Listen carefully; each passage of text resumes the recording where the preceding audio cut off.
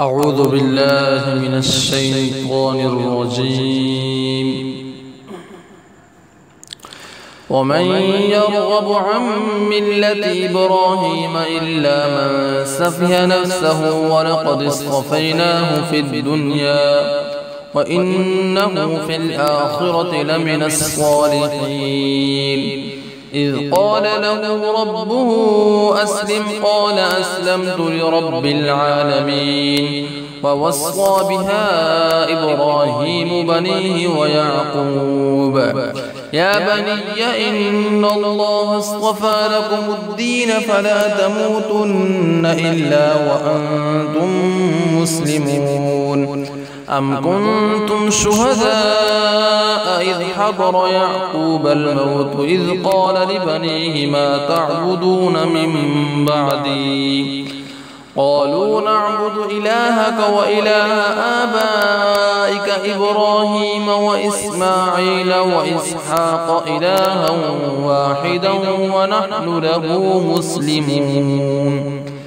تلك أمة قد خلت لها ما كسبت ولكم ما كسبتم ولا تسألون عما كانوا يعملون. وقالوا كونوا هودا أو نصارى تهتدوا قل بل ملة إبراهيم حنيفا وما كان من المشركين.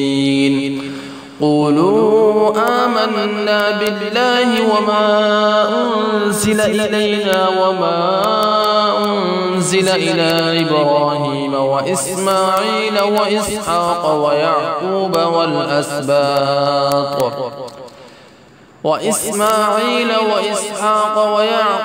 والأسباط وما أوتي موسى وعيسى وما أوتي النبيون من ربهم لا نفرق بين أحد منهم ونحن له مسلمون.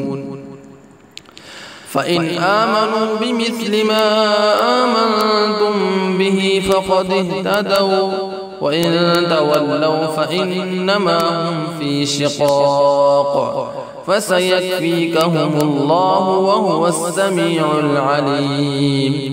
صبغة الله ومن أحسن من الله صبغة ونحن له عابدون. قل أتحاجوننا في الله وهو ربنا وربكم ولنا أعمالنا ولكم أعمالكم ونحن له مخلصون. أم تقولون إن إبراهيم وإسماعيل وإسحاق ويعقوب والأسباط كانوا هودا أو نصارى قل أأنتم أعلم أم الله ومن أظلم ممن كتم شهادة عنده من الله وما الله بغافل عما تعملون.